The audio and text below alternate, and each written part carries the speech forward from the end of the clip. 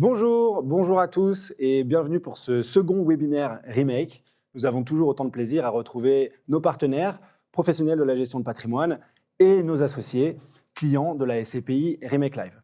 Avant de démarrer ce webinaire, deux informations importantes. La première, sachez qu'à l'issue de cette grosse demi-heure de présentation, nous aurons une séquence de questions-réponses et vous pouvez dès à présent poser toutes vos questions dans le chat. Deuxième information, sachez que ce webinaire est également enregistré et qu'il vous sera transmis par email dans quelques jours, directement à l'adresse que vous nous avez indiquée. Pour répondre à toutes les questions que vous vous posez aujourd'hui, j'ai le plaisir d'être accompagné de Nicolas Kert, président de Remake AM et cofondateur. Bonjour Benoît. Bonjour Nicolas. Et de David Sexig, directeur général de Remake AM et également cofondateur. Bonjour Benoît. Messieurs, pour planter le décor et puis peut-être pour laisser quelques instants aux retardataires qui nous rejoignent, est-ce que vous pourriez succinctement vous présenter peut-être Nicolas ? Ravi, bien sûr. Donc, j'ai 20 ans d'expérience dans l'immobilier, plutôt dans le fund management immobilier, donc la gestion de fonds pour le compte d'institutionnels, mais aussi et surtout depuis une quinzaine d'années pour le compte de clients privés. Donc à travers la gestion de SCPI, d'OPCI, de sociétés civiles, support d'unités de compte. Donc la clientèle privée et l'immobilier, c'est un peu mon savoir-faire. Bon, super, merci beaucoup. Et David, est-ce que tu peux également te présenter ? Oui, alors David Sexy, 17 ans maintenant, ouais, c'est vrai que ça vieillit, donc d'expérience sur un profil assez similaire à celui de Nicolas. J'ai géré aussi toutes sortes de véhicules immobiliers avec une spécificité, une petite appétence pour l'investissement à l'étranger, parce que j'ai commencé à acheter à l'étranger dès 2005. Donc ça commence à faire un bout de temps, et une grande capacité à gérer les fonds en croissance. Ce qui n'est pas tout à fait la même chose qu'il existe dans le monde des fonds d'investissement, des fonds fermés et des fonds ouverts. Les fonds ouverts sont des fonds en croissance. C'est un type de gestion un peu différent pour pouvoir délivrer la meilleure performance. Et c'est ta spécialité, super. Merci beaucoup messieurs. Avant de démarrer, je vous propose qu'on redéfinisse en 3 mots qui est Remake, d'où vient cette société, qu'est-ce qu'elle fait, quelle est son expertise. Est-ce que tu peux nous en dire un mot, Nicolas, peut-être ? Alors oui, bien sûr, Remake est une société de gestion réglementée par l'AMF, qui est aujourd'hui composée de 14 collaborateurs, qui a été constituée il y a 18 mois. C'est pas très loin, qui a lancé son premier produit Remake Live. On aura l'occasion évidemment d'en reparler il y a 15 mois seulement, avec un beau succès commercial, presque 300 millions d'euros de collecte, donc c'est pas mal.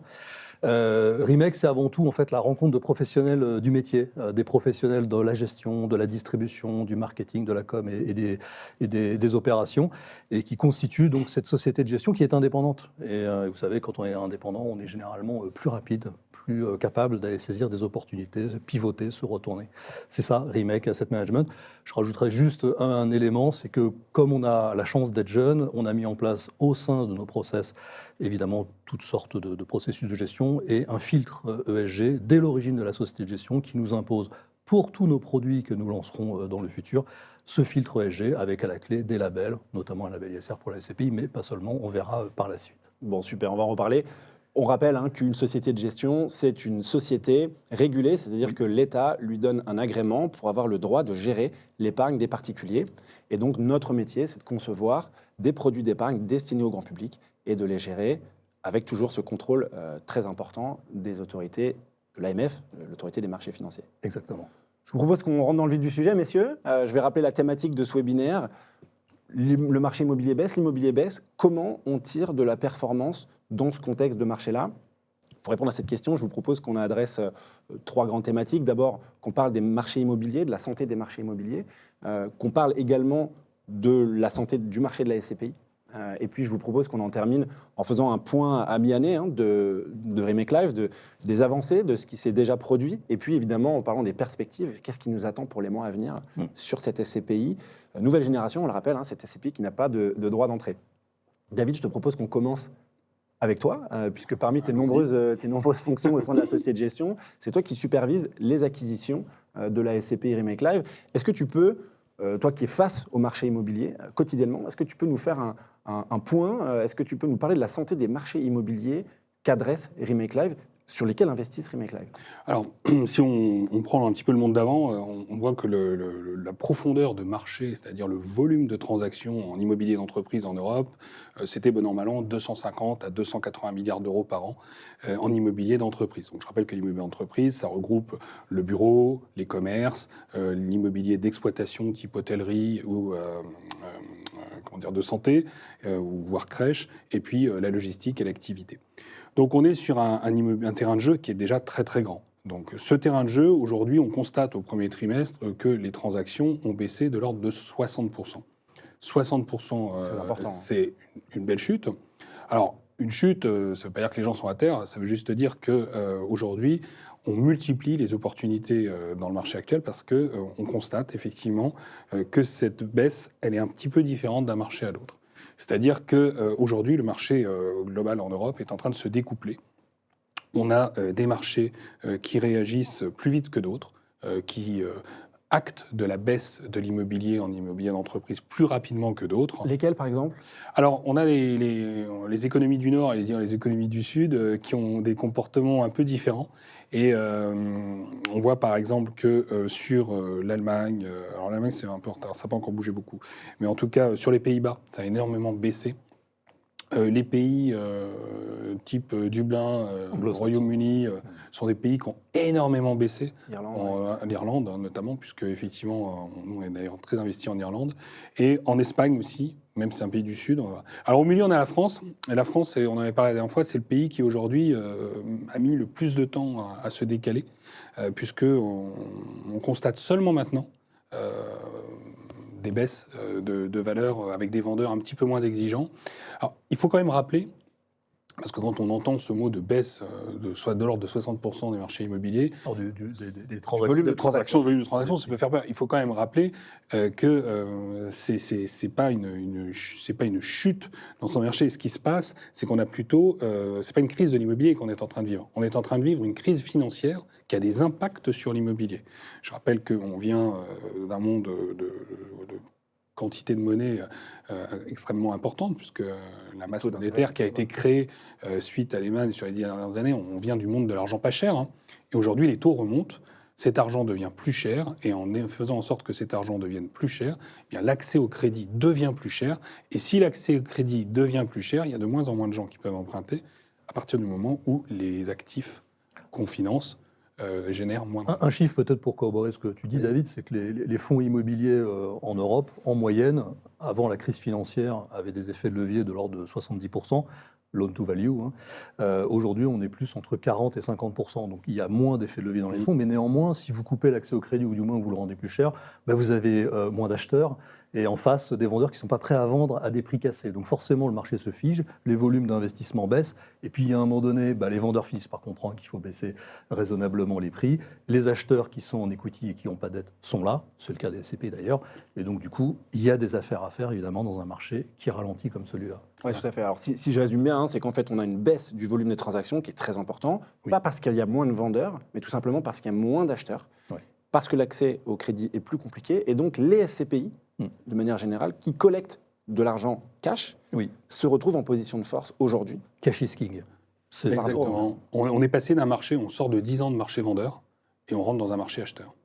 Alors, d'ailleurs, on en parlera un peu plus tard quand on va revenir sur Remake Live. Nous, on l'a bien compris il y a quelques mois, puisque ça fait maintenant 8 mois qu'on investit uniquement à l'étranger et pas en France, parce que très rapidement, on a compris qu'il y a des raisons structurelles qui font que certains marchés bougent plus vite que la France. Premier exemple, et c'est l'exemple le plus majeur, parce qu'on parle de dette, lorsqu'on est dans certains pays étrangers, la dette est à taux variable. C'est-à-dire que les taux remontant, tous les jours, le coût d'intérêt, la charge de la dette devient de plus en plus importante pour l'investisseur. Et en face de ça, il a des loyers. Il a des loyers qui certes s'indexent, mais s'indexent moins rapidement que... s'indexe sur l'inflation. S'indexe sur l'inflation, exactement.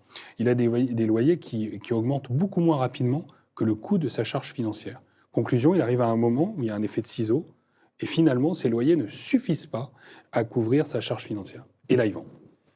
Quand on est en France, par exemple, il n'y a pas que la France, mais on peut parler de la France, on est dans une logique différente. Il ne vous aura pas échappé qu'en France, on s'endette à taux fixe, et donc on verrouille sa charge financière jusqu'à une date certaine. Et en tout cas, on a une visibilité sur le coût financier de son emprunt, ce qui n'est pas le cas dans les autres pays. C'est pour ça aussi que la France tarde à corriger.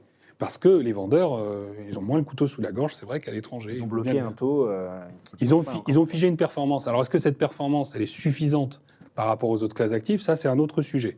Mais en tout cas, ils ont figé une performance à un instant T, donc ils ne sont pas forcés de vendre, ce qui n'est pas le cas dans certains pays. Alors messieurs, là on parle de marchés que j'imagine la SCPI enfin que je sais que la SCPI a adressé. Donc on a parlé de l'Irlande, on a parlé des Pays-Bas, on a parlé de l'Espagne et de la France. On parle de l'espace économique européen. Est-ce que chez Remeclave, on regarde d'autres pays, des pays de la zone de l'Ouest européen, de la zone géographique de l'Ouest européen, mais qui ne sont pas dans la zone euro? En fait, oui, si on décrit un peu le marché européen, il y a un énorme marché qui est au Royaume-Uni, qui pèse énormément dans le volume dont tu parlais, David, tout à l'heure, qui est un marché en fait, qui s'est détaché de l'Union européenne, qui n'est plus dans l'espace économique européen exactement. Mais ça révèle aussi des opportunités, parce que comme c'est un marché qui s'est un petit peu atrophié par les investissements, en fait, notamment européens, qui sont moins importants du fait du Brexit, aujourd'hui, on a des opportunités d'investissement avec des taux de rendement qui remontent de façon assez substantielle. Je rappelle, si les taux de rendement augmentent, forcément les prix baissent, si on tient compte d'une stagnation potentielle des loyers, et donc des opportunités d'investissement qui arrivent. Et finalement, lorsqu'on regarde ce que présente ce marché de l'investissement anglais, mais il y a aussi d'autres marchés en Europe centrale qui ont aussi un intérêt, on voit que les prix métriques, parce qu'à la fin, c'est toujours intéressant de regarder le prix du béton, on appelle ça le prix du béton, c'est à combien on achète le terrain et le prix du béton, on s'aperçoit qu'on est sur des prix mètre carré, tout simplement, qui sont historiquement faibles. Donc des opportunités d'investissement. Alors évidemment, derrière, ça suppose aussi de se questionner sur, très bien, mais alors le change, ça, ce sont des sujets aussi qu'il faut adresser. J'allais y venir, Europe centrale, Angleterre, on n'est pas dans la zone euro. Alors, exactement, mais deux méthodes différentes. Il y a certains marchés, notamment en Europe centrale, dont le marché de l'immobilier est entièrement en euros. C'est-à-dire que les transactions se font en euros, les loyers sont généralement payés en euros, de telle sorte que même si vous êtes exposé à un risque pays, je ne sais pas, en zloty ou en couronne ou ce que vous voulez, vous avez des flux en fait en euros. Donc le risque résiduel de la monnaie en fait est relativement faible. En revanche, quand on va au Royaume-Uni, là on est en livres. Donc du coup, il y a cette volatilité sur le risque de change qu'il faut prendre en compte. Nous, il nous semble que compte tenu des primes de risque, la prime de risque, c'est la différence entre le taux sans risque, donc l'investissement à capital garanti, on va dire, et puis le rendement que je souhaite obtenir pour investir dans l'immobilier, ce qu'on appelle la prime de risque. Ouais, évidemment, plus j'assume du risque, plus je veux un rendement important. Et bien là, on arrive sur des primes de risque en fait, au Royaume-Uni qui sont historiquement élevées. Et donc, l'opportunité d'acheter dans de bonnes conditions et peut-être d'assumer aussi ce risque de change, tout ou partie. C'est comme le poison, tout est dans la dose. Alors, Nicolas a raison, c'est vrai que le Royaume-Uni, on atteint des prix au mètre carré dans la City qu'on n'a pas vu depuis une dizaine d'années. C'est assez impressionnant. Alors, concernant le risque de change, la volatilité sur le sterling, elle est de l'ordre de 15 à 20% à peu près, historiquement. La volatilité, effectivement, c'est la capacité de la monnaie à bouger autour d'un axe. Bon. Ce qui est important pour nous, c'est de savoir si oui ou non on peut couvrir, si on devait s'exposer, la décision n'est pas encore prise, mais si on devait s'exposer à ce type de marché, la réalité c'est que c'est un peu comme le poison, quoi. Ça dépend, ça dépend des quantités. Donc si on a un actif qui pèse 5% du portefeuille, bon 15% sur 5%, on pense qu'on peut vivre avec. Si demain matin, dans un portefeuille en croissance, on a un actif qui pèse beaucoup plus, le temps que le portefeuille reprenne une taille beaucoup plus importante, peut-être effectivement qu'on couvrira. Donc en fait, on ne rentre plus dans l'immobilier, mais on rentre dans la gestion de risque. Donc ça sera un risque qui sera géré. Donc pour récapituler, des marchés qui n'ont pas forcément évolué de la même façon, des opportunités qui sont très vite présentées en Irlande, aux Pays-Bas, en Espagne, qu'on a saisies à travers Remeclive, des opportunités à venir, a priori en France, au Royaume-Uni et peut-être dans certains pays d'Europe centrale. Exactement. Bon. Merci messieurs. Je vous propose qu'on passe à la seconde thématique, qu'on parle un peu plus du marché de la SCPI de manière un peu plus générale, peut-être avec toi Nicolas. Même si tous les chiffres ne sont pas encore sortis, on commence à voir quand même quelques tendances sur ce premier semestre. Qu'est-ce que tu peux nous en dire? Qu'est-ce que tu constates, toi, au quotidien? Alors, on peut déjà parler du premier trimestre de cette année. C'est un petit peu derrière nous. On attend les chiffres au 30 juin qui sortiront dans un mois. Il faut attendre un petit peu. Mais au premier trimestre, on avait une baisse de l'ordre de 10% des flux de collecte sur la SCPI, ce qui reste un excellent score en termes historiques, si on regarde un peu dans le rétroviseur. Je rappelle qu'en 2007, on était sur 2,7 milliards de collecte sur la SCPI, donc on est à des volumes substantiellement au-dessus. Après, on pense qu'au 30 juin, on sera à peu près sur les mêmes évolutions, c'est-à-dire moins de collecte que l'année précédente. C'est normal, hein. On rappelle que le taux de distribution moyen de la SCPI, grosso modo, il est un peu inférieur à 5%. Hein. C'est une moyenne, donc on pourrait avoir la médiane. Et puis, il y a des extrêmes, il y a des rendements qui sont beaucoup plus bas et puis d'autres beaucoup plus élevés. Donc, mais si cette moyenne se rapproche notamment de l'inflation ou se rapproche de la performance de placements alternatifs supposément moins risqués, bah forcément, on a moins d'attractivité qu'il y a 2 ans. Donc, tout ça est assez... Alors, ce que tu dis est vrai, mais alors je me permets de t'interrompre, parce que sur l'attractivité des SCPI, on en parle souvent. C'est un sujet qui devient récurrent, parce qu'on en parle souvent. Oui, regardez la performance des SCPI, alors, le taux de distribution des SCPI à un instant T, si on le compare à d'autres produits dont la rentabilité augmente en ce moment, on peut s'interroger. Attention, hein, on est sur des véhicules qui existent depuis 60 ans. La rentabilité qu'on annonce, le taux de distribution qu'on annonce, c'est pour les nouveaux entrants. On a tout un tas de clients qui sont investis dans ce marché, qui ont du stock, et qui sont entrés sur des niveaux de prix bien inférieurs, et donc qui ont des taux de distribution historiques beaucoup plus élevés que ce qu'on peut croire. Donc il y a un espèce de biais cognitif dans le marché, à regarder uniquement la performance en début d'année, alors qu'on a tout un stock de clients qui n'ont pas de raison forcément de s'inquiéter davantage ou de comparer davantage leurs produits à d'autres produits, parce que leur performance historique, elle reste très très bonne. On peut peut-être ajouter d'ailleurs qu'un investissement SCPI se conçoit normalement sur 8 à 10 ans minimum, avec justement pour objectif de traverser ce genre de cycle. Exactement. Et on voit sur durée, sur période longue, en fait, une très grande partie de la performance historique des SCPI a été constituée par la distribution, moins la valorisation. Et effectivement, quand on investit dans une SCPI, d'ailleurs on le voit, hein, les benchmarks sont souvent calculés sur le taux de distribution qui n'inclut pas la valorisation. Il y a d'autres indicateurs pour prendre en compte la valorisation. Mais l'idée, c'est bien d'aller capturer des revenus récurrents, moins capturer une revalorisation. Donc effectivement, il faut prendre son temps, regarder quel est son prix de revient avant de réfléchir à faire autre chose. Globalement, un marché évidemment qui va être un peu plus étroit, mais ce qu'on constate aussi, c'est aussi une espèce de découplage, un peu comme dans le marché de l'investissement, avec des SCPI qui collectent proportionnellement plus que par le passé, récent, et puis d'autres un petit peu moins. Donc une espèce de polarisation en fait, de la collecte autour d'un certain nombre de produits. Polarisation qui est due à quoi? Qui serait due à quoi là? Je pense, nous, chez Remec, notre position, c'est que c'est la perf. Donc du coup, si vous avez une prime de risque, encore une fois, importante, à la fois entre la moyenne des CPI et puis votre performance, vous êtes plus brillant que les autres, plus attractif. Et puis si votre taux de rendement, taux de distribution servi est substantiellement supérieur à d'autres produits alternatifs d'épargne, je ne sais pas, de placement obligataire, placement monétaire, le livret A, forcément vous allez avoir plus d'attractivité à la collecte, à l'investissement, bien évidemment. Bien sûr. Donc d'où cette polarisation sur plutôt les SCPI qui offrent des taux de distribution élevés et en général des SCPI qui sont soit très spécialisés, soit très diversifiés. Voilà. On ne va pas se mentir, il est quand même beaucoup plus facile de faire de la performance quand on entre dans un marché qui baisse. On achète des immeubles tous les jours de moins en moins chers. Donc la performance ne cesse d'augmenter ou de se stabiliser à minima. C'est plus facile pour un jeune fonds, de pouvoir créer de la performance instantanée par rapport à d'autres qui ont du stock. Et il faut gérer à la fois la croissance et ce stock, ce qui est plus délicat pour un gérant que la situation que vivent les jeunes SCPI aujourd'hui. Ouais, tout à fait. Et alors, j'allais poser une question supplémentaire.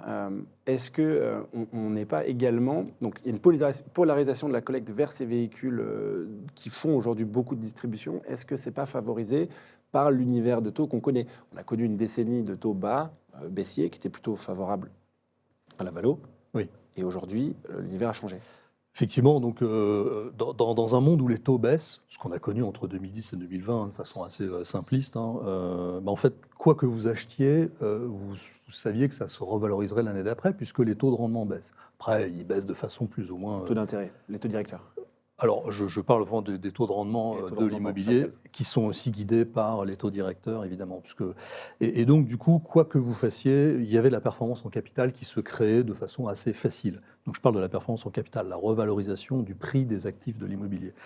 Donc, la stratégie, en fait, finalement, de création de valeur, elle est très efficace dans un monde de taux qui baisse. Aujourd'hui, dans un monde de taux qui monte. Et dans ce cas-là, il vaut mieux, selon nous, privilégier les stratégies de revenus et moins de valeur. Peut-être que dans 2 ans, nous, notre sentiment, c'est qu'en 2024, on devrait retourner de l'autre côté, donc vers une baisse des taux directeurs, donc une baisse du coût de l'argent fin 2024.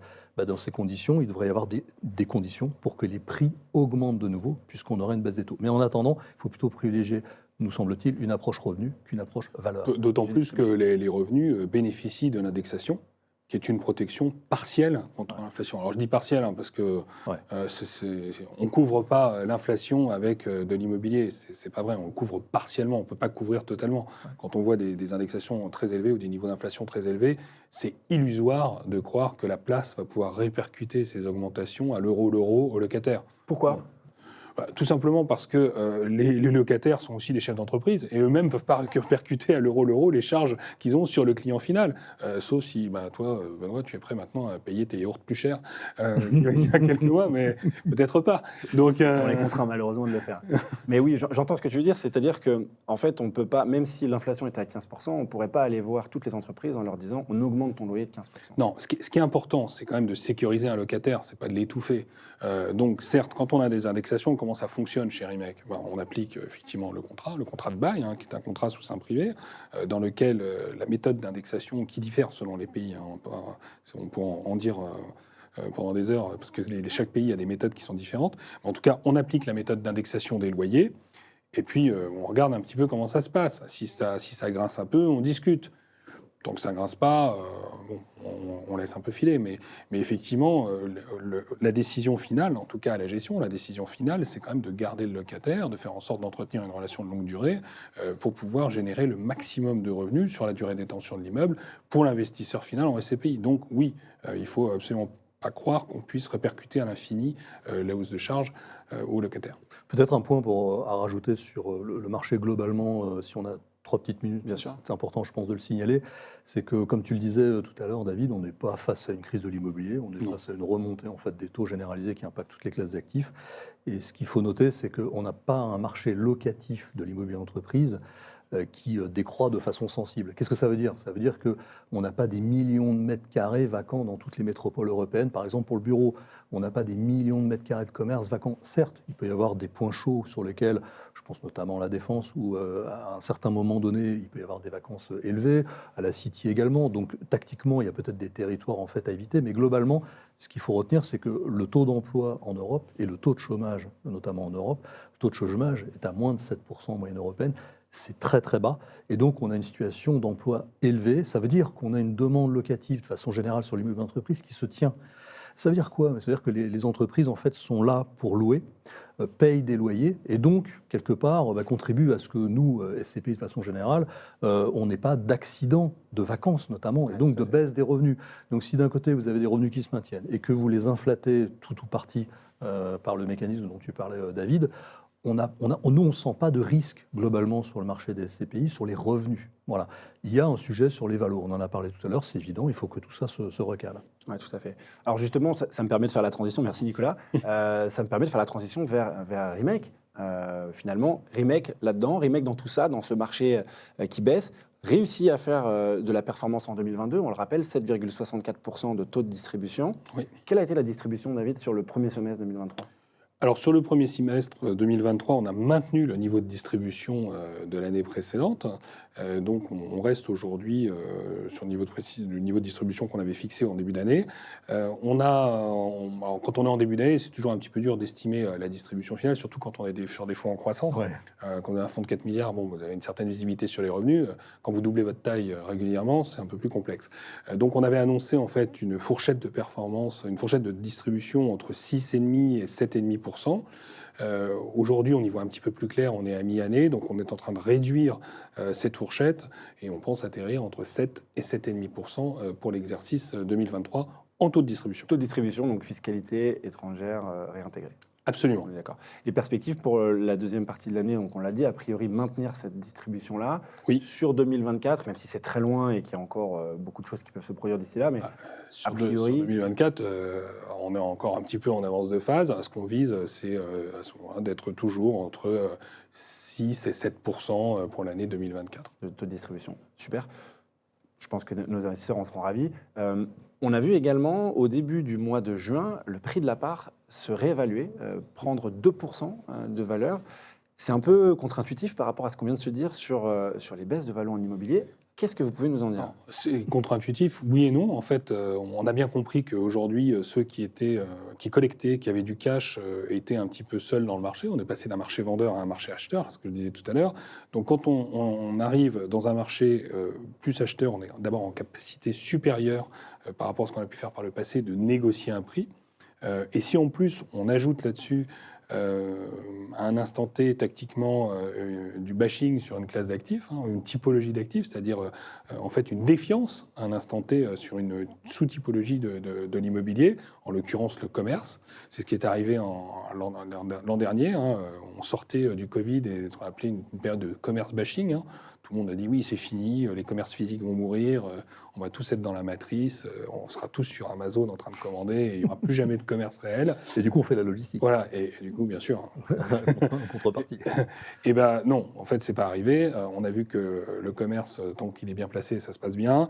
Que le commerce, certes, vit une évolution assez forte, notamment au travers de ce qu'on appelle le multicanal, c'est-à-dire la multidistribution, au travers aussi bien du canal Internet que du canal physique. Et on a eu l'opportunité l'an dernier de se positionner assez tôt sur un portefeuille espagnol de qualité diversifié en commerce, qui a été revalorisé lors des expertises indépendantes de fin d'année 2022.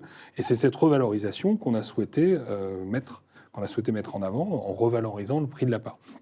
On est assez attaché en fait à faire en sorte en gestion que le prix de la part suive un petit peu l'évolution des expertises.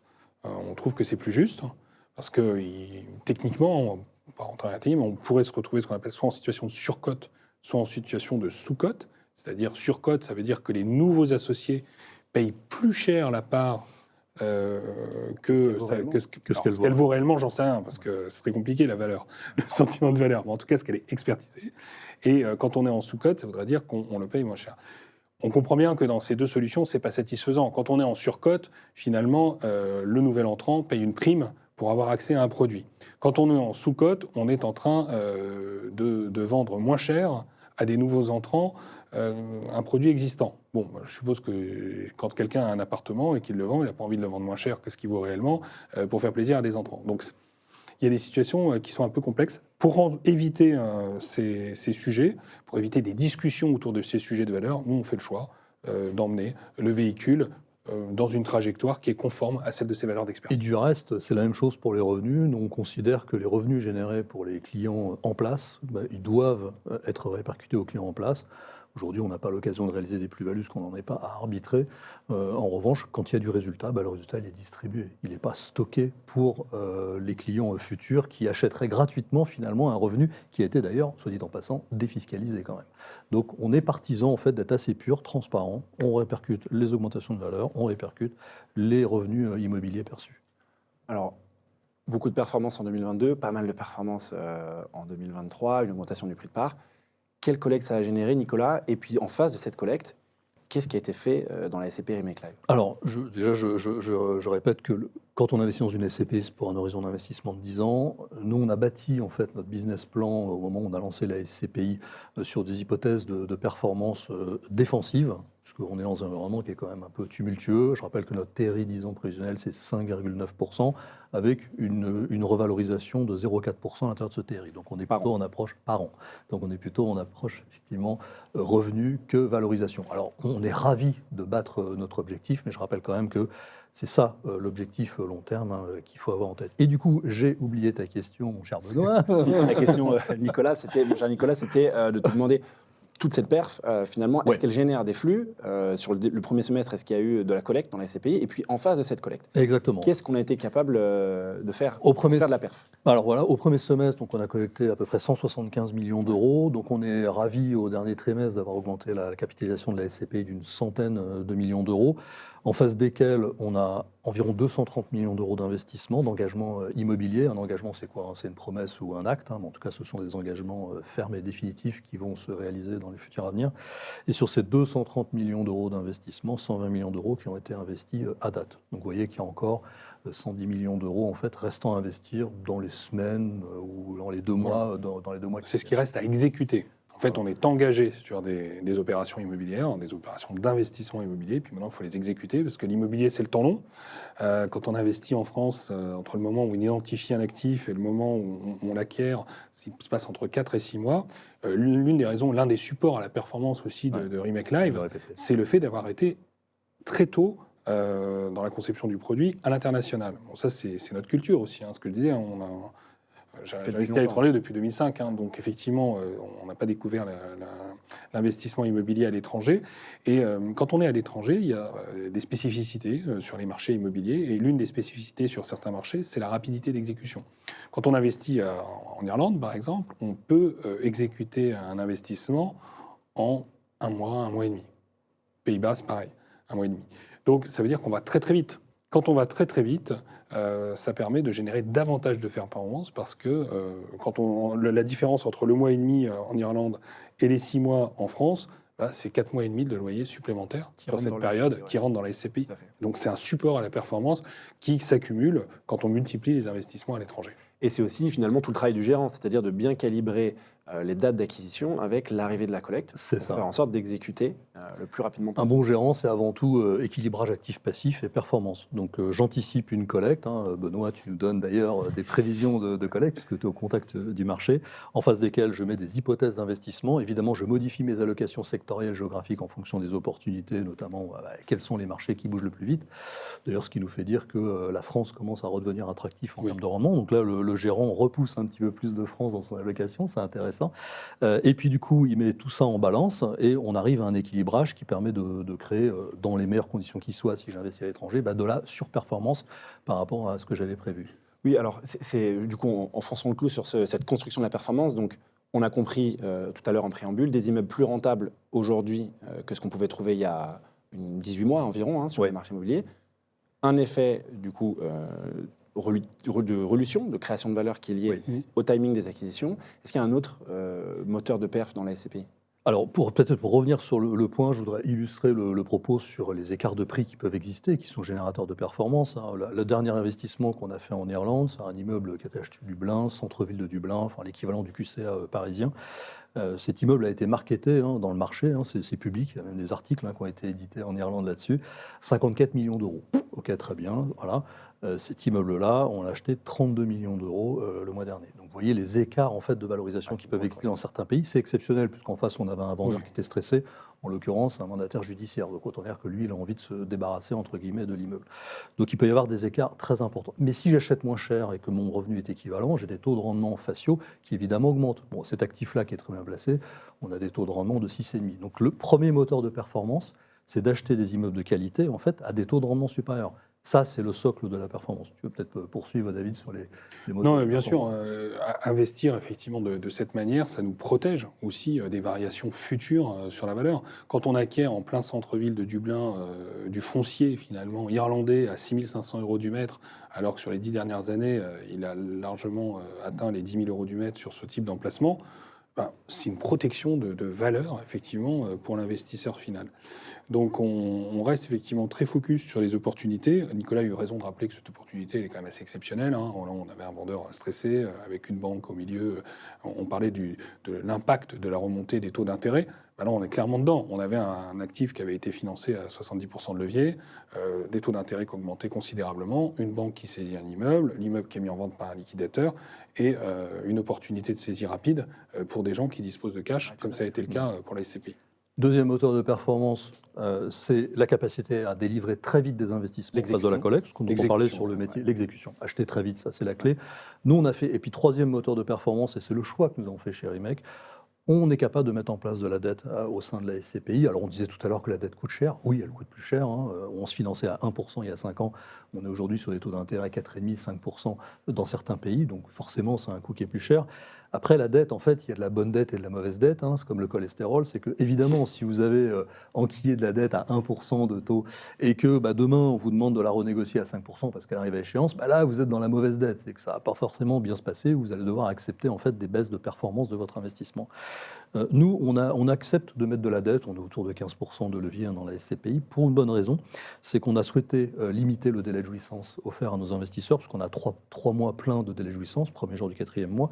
En échange de quoi on met un petit peu de dette, ça nous permet d'être en avance sur l'investissement, sur la collecte. Donc on est en surinvestissement grâce à cette dette pour pouvoir limiter le délai de jouissance. On n'a pas voulu mettre 6 mois de délai de jouissance, on a 3 mois. Donc c'est quand même mieux pour l'investisseur. En échange de quoi on met un peu de risque de dette. Alors, en plus, on reste sur de la dette qui reste évolutive, puisque effectivement, comme Nicolas a dit, on est sur une dette qui a des taux d'intérêt de l'ordre de 4,75%, entre 4,5%, parce qu'on a plusieurs lignes, bon, bref, peu importe. En tout cas, c'est le taux moyen de la dette aujourd'hui. Alors, en face de ça, on a des revenus d'immeubles qui sont l'intégralité du portefeuille de Remake Live génère un rendement de l'ordre de 6,75%.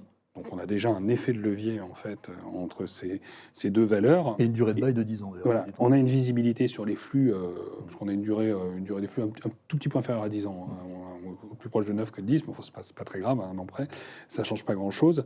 Mais on a surtout, on verrouille de la dette, on verrouille le coût de la dette, alors qu'en face, on a des loyers qui partent déjà de 6,75 et qui bénéficient de l'inflation et donc de l'indexation. Donc ça veut dire qu'en fait, l'écart se creuse. Avec entre le temps. Coût de la dette et le Exactement. Donc on verrouille en fait une dette financière. Donc demain matin on va dire oui mais alors c'est assez élevé comme dette, pas de problème. Si demain matin les taux devaient rebaisser, eh bien cette dette serait refinancée sur des conditions financières plus attractives pour les investisseurs de la SCPI et on reste dans des proportions qui sont tout à fait indolores.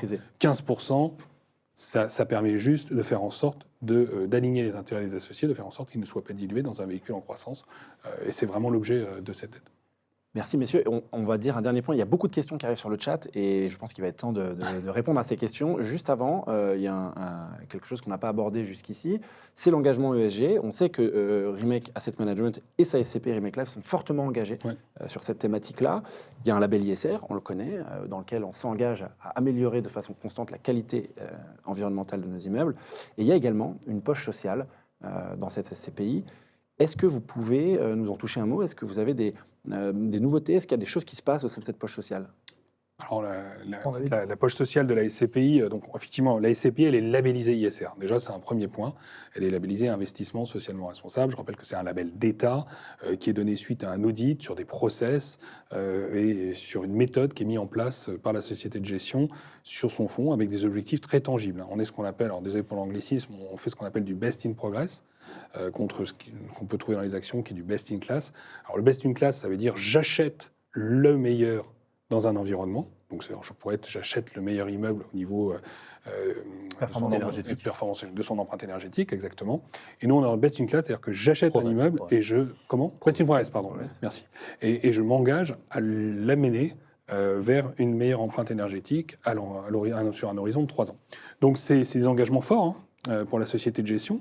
C'est des engagements aussi qui sont ambitieux, parce que faire baisser l'empreinte énergétique d'un immeuble, c'est complexe, ça demande des investissements, etc. C'est aussi pour ça qu'on achète des immeubles sur des taux de rendement assez élevés, avec des primes de risque assez élevées, parce qu'aujourd'hui, il faut pouvoir absorber le coût de la transition énergétique. Quand on a du stock de X années où on n'avait pas forcément anticipé, et c'est normal parce que ce n'était pas les mêmes préoccupations à l'époque de l'acquisition de ces immeubles. Aujourd'hui, il faut prendre en compte dans les prix, et c'est extrêmement important parce que ça va avoir un coût pour les investisseurs, donc il faut ce qu'on appelle le pricer, c'est-à-dire le quantifier et le mettre dans la valeur. Je rajouterais juste un point sur l'ISR. On a évidemment l'empreinte environnementale qui pèse beaucoup et ça va bien. On a aussi le volet gouvernance et le volet social, c'est ESG, qui forment en fait, qui sont à l'intérieur du label ISR.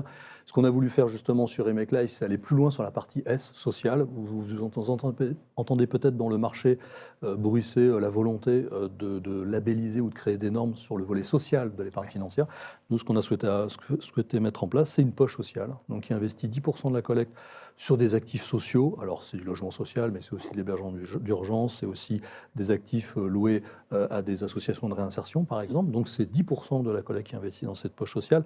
L'idée, en fait, la philosophie de cette poche, c'est de dire, comme Remake a la volonté d'investir dans des territoires qui pourraient s'apprécier dans le futur, on voulait, à travers cette poche, finalement contrebalancer un éventuel effet spéculatif lié à notre stratégie d'investissement, c'est-à-dire accompagner la transformation de ces territoires, créer de la valeur pour nos investisseurs, en développant typiquement dans les mêmes territoires où nous investissons notre immobilier entreprise, de l'immobilier, notamment de logement, en tout cas des actifs sociaux, qui viennent contribuer à une croissance, à une amélioration de ce territoire qui soit plus inclusive, et donc qui ne fasse pas en sorte qu'on décale les populations les plus nécessiteuses en dehors de la zone qui s'est améliorée. On appelle la gentrification.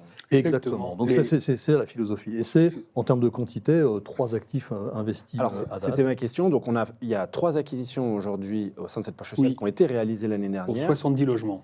Bordeaux, Lyon, La Ciotat. Exactement. Où est-ce qu'on en est et y a-t-il d'autres investissements à venir dans cette poche? Alors, on a d'autres investissements à venir dans cette poche. On a 3 typologies d'investissements à venir, toujours sur la base du social. On a des logements sociaux en première couronne parisienne qui sont en cours d'acquisition.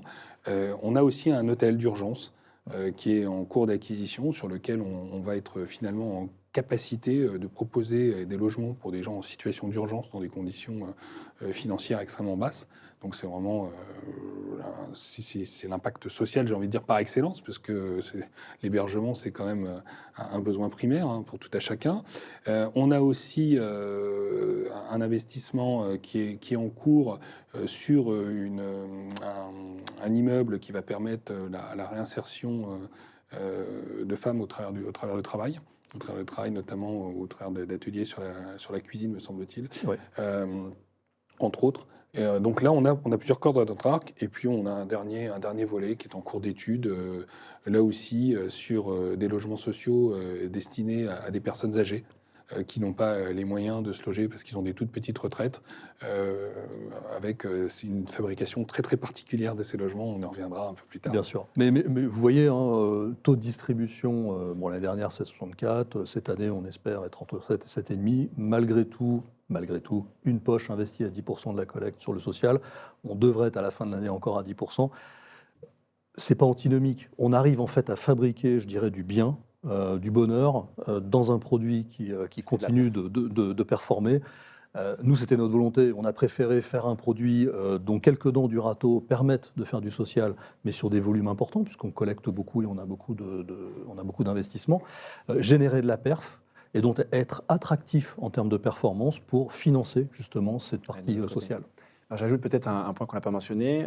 Brasa, donc l'investissement social qui a été réalisé à Bordeaux, va être livré cette année. Donc on va avoir les premiers habitants, les premiers usagers des immeubles de cette poche sociale qui vont prendre possession de leur logement. À la du logement social étudiant. Ce sont des étudiants sur ce premier investissement. Ce sont des étudiants qui vont effectivement bénéficier d'une zone complètement sortie de terre, neuve, dans des conditions financières extrêmement attractives, puisque les logements étudiants sont mis dans le marché sur des niveaux locatifs 50% inférieurs à la valeur de marché. Donc c'est un vrai support, une vraie aide pour permettre à des étudiants de s'installer dans une zone où il en manquait beaucoup.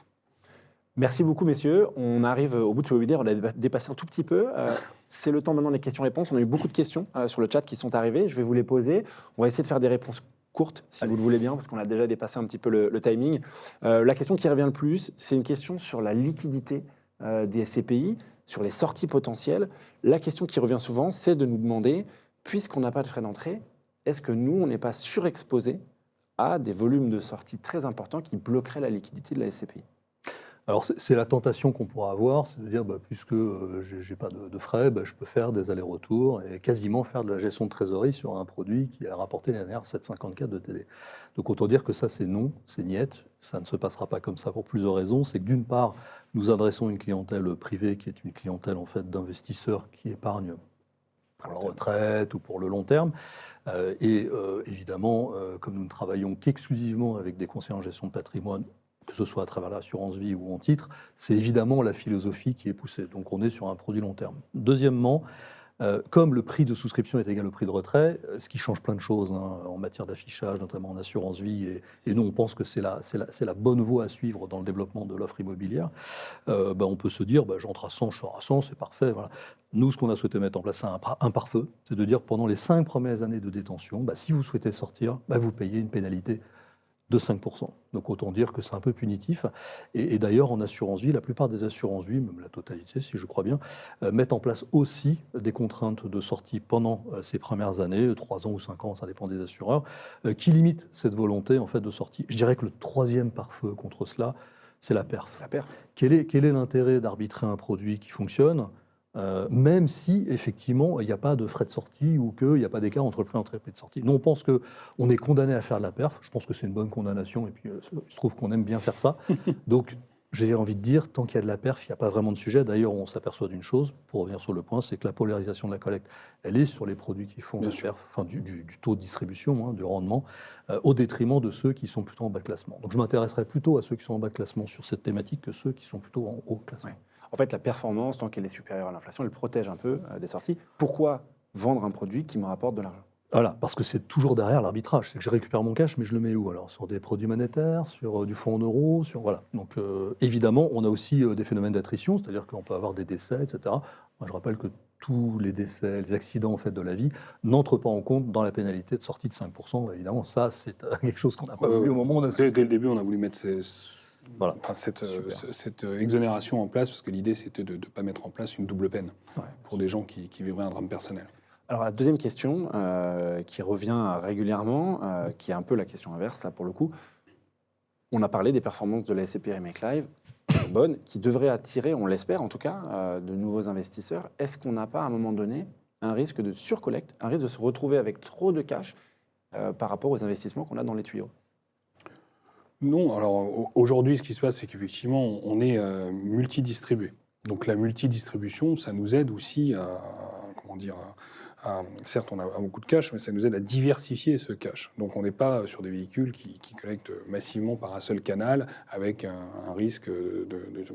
Concernant l'investissement, on a vu tout à l'heure qu'on est sur un marché qui, historiquement, même s'il est en baisse, faisait 240 milliards d'euros, c'est notre terrain de jeu.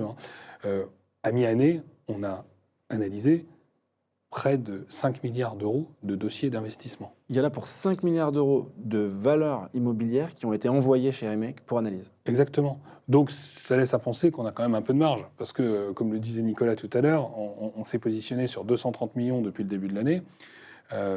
Alors évidemment, il ne faut pas faire n'importe quoi quand on a beaucoup de collecte. Sélectivité. Même s'il faut rester sélectif. Mais entre 230 millions et 5 milliards, je pense qu'il reste un peu de marge pour pouvoir trouver des deals qui nous conviennent et qui conviennent aussi aux associés et qui respectent la promesse commerciale du produit. Bon, très clair. Messieurs, une troisième question qui est revenue assez fréquemment. On en fera peut-être une dernière à la fin. En tout cas, cette question-là, elle est très fréquente et on l'entend énormément également dans les médias. C'est le fameux loup de mer, la fin du bureau. Qu'est-ce que vous pouvez nous en dire de ça ? Est-ce qu'il y a un avenir pour les immeubles de bureaux en France et en Europe ? Alors moi, je vais vous dire, tout ce qui est à la mode, on évite. Tout ce qui est bâché, on aime bien regarder. Donc on est contre la mode, en fait, contre les effets de cycle. Donc à un moment donné, on parlait de la logistique, les taux de rendement sont descendus à 3,5. Là, ils sont remontés brutalement et ça a été un bain de sang. Donc on ne faisait pas de logistique. D'ailleurs, on n'en fait pas encore aujourd'hui. Peut-être qu'on en fera. On n'est rien contre cette classe d'actifs. On n'est juste pas acheteur dans les conditions actuelles. Ça a été la même chose sur le commerce. Commerce bashing, ça continue d'ailleurs encore sur certaines classes d'actifs, peut-être à raison sur certaines typologies d'actifs. Mais en tout cas, nous, on est allé investir dans le commerce au moment où personne ne voulait en faire. Même chose, il y en a qui vont sortir de certains pays parce qu'ils vont se dire « Ouh là là, ça baisse, ça baisse, ça baisse ». Mais au contraire, maintenant que ça a baissé, il faut y aller. Donc il faut savoir prendre des coups de volant en fait, au bon moment. Donc ça, c'est un peu la souplesse et l'agilité qu'on peut avoir dans la société de gestion, c'est qu'on va à rebours de la pensée unique. Voilà.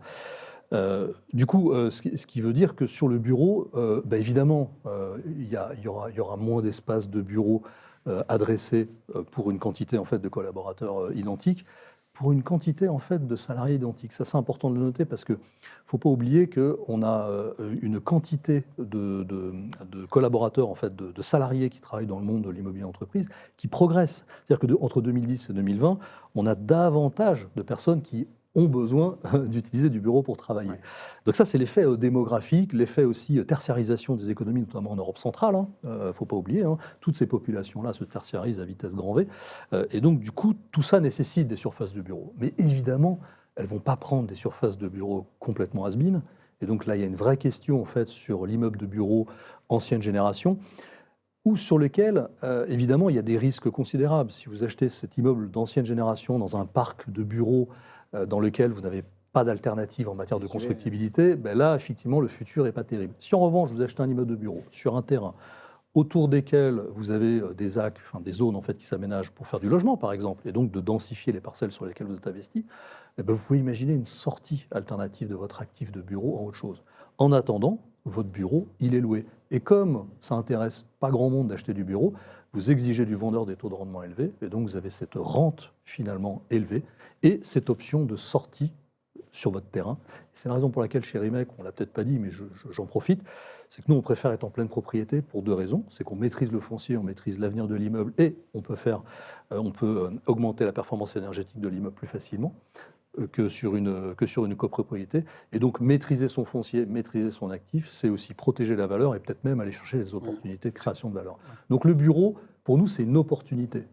C'est d'ailleurs pour ça, en fait, en immobilier, quand on investit, on a deux manières d'approcher les actifs. Soit on les approche par le haut, soit on les approche par le bas. C'est-à-dire, nous, on a une approche qui est foncière. C'est-à-dire que quand on investit, on s'intéresse d'abord à la localisation, au potentiel d'appréciation de cette localisation, de l'évolution de l'environnement autour de cette localisation sur les 10 dernières années et ce qu'on peut imaginer sur les 10 prochaines années. Et à partir de là, si on valide cette localisation, on va commencer à s'intéresser à l'immeuble, à sa typologie, aux locataires, etc. Et enfin le bail. Et enfin le bail. Si on passe par le haut et qu'on s'intéresse qu'à un taux de rendement finalement facial, qu'à un bail et qu'à un immeuble en disant de toute façon moi je cherche du rendement et je ne cherche que du rendement et c'est ça qui va m'arriver, là on a des risques effectivement d'aller au drame. Si on devait faire le comparable avec le marché obligataire, c'est un peu la même chose. Si finalement on achète des obligations en les classant uniquement par leur rendement facial, eh ben on oublie d'aller en bas, c'est-à-dire l'entreprise qui a émis cette obligation, ou l'État qui a émis cette obligation et de voir s'il est solvable. Donc on préfère se protéger au travers de la valeur foncière, et c'est assez cohérent puisque c'est cette approche par la valeur foncière, par l'évolution des territoires qui nous a poussé à mettre en place l'approche sociale. Donc on reboucle finalement sur une stratégie d'investissement global, une partie foncière, du rendement qui est lié à ce foncier rémunéré, et une poche sociale pour accompagner le développement de ce foncier. Très clair. Il y a une question qui est beaucoup posée, qu'on a déjà abordée, donc je vais faire un simple rappel.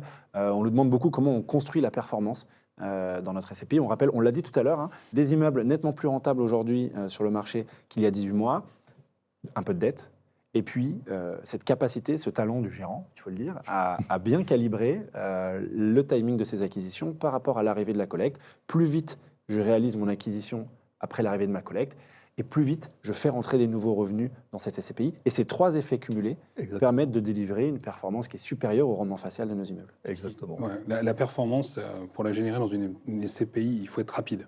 Il n'y a rien de pire que de laisser du cash traîner, que de laisser du cash dormir. Il faut agir très très rapidement parce que on a le délai de jouissance qui va s'éteindre, parce qu'on a un produit sur lequel on commence déjà à payer des dividendes sur donc des revenus locatifs qui sont distribués à des associés déjà en place.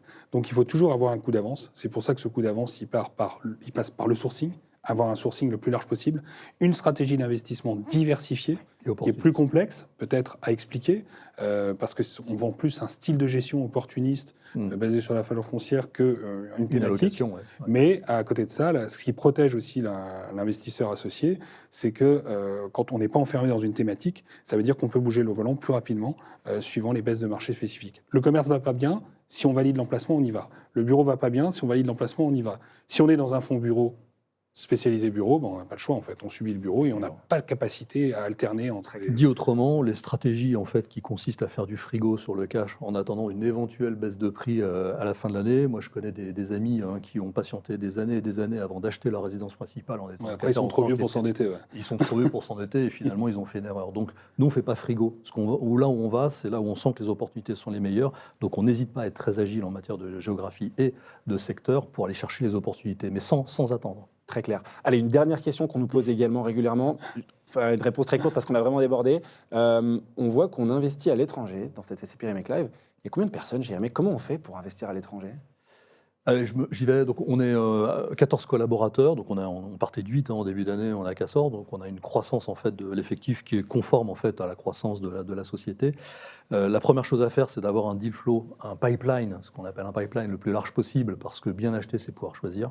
C'est la clé. Hein. Plus vous avez d'opportunités, plus vous pouvez trier et plus vous pouvez acheter finalement les actifs. Et construire son portefeuille. Et construire son portefeuille. Hein. D'ailleurs, en s'intéressant à chaque fois sur la philosophie du vendeur. Hein, parce que ce qui est important, c'est de savoir le contexte du vendeur. En fonction de ce contexte-là, vous pouvez négocier évidemment des prix bien meilleurs. Donc ça, c'est le premier point, c'est le deal flow. Deal flow, j'ai envie de dire, pas de sujet, 5 milliards d'euros de deal flow depuis le début de l'année, on n'a pas vraiment de problème. On a accès à de l'information aussi pour savoir quels sont les marchés qui bougent le plus vite, donc on est capable d'aller dans la bonne direction. Et après, les principaux problèmes qui viennent derrière, c'est les problématiques de fiscalité, de montage en matière d'investissement. On peut ne pas avoir vu une chose, ah ben zut, on a oublié ce truc-là, du coup ça casse la performance. Ça, c'est notre savoir-faire. L'investissement à l'étranger, évidemment, ça bouge, hein. Les normes bougent, les règles fiscales changent.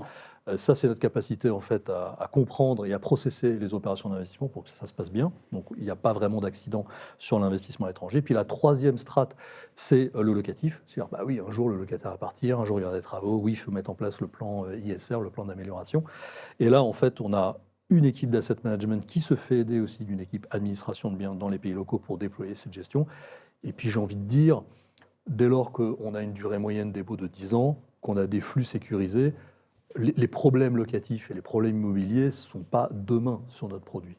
Donc c'est aussi ça qu'on met en place, c'est que cette croissance du portefeuille, elle se fait sur des flux certains et qui génèrent relativement peu, je dirais, d'accidents locatifs dans les mois à venir.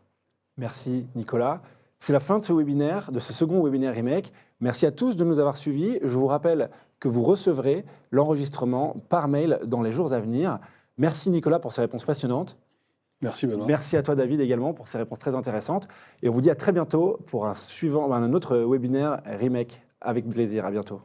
Merci Benoît. Merci messieurs.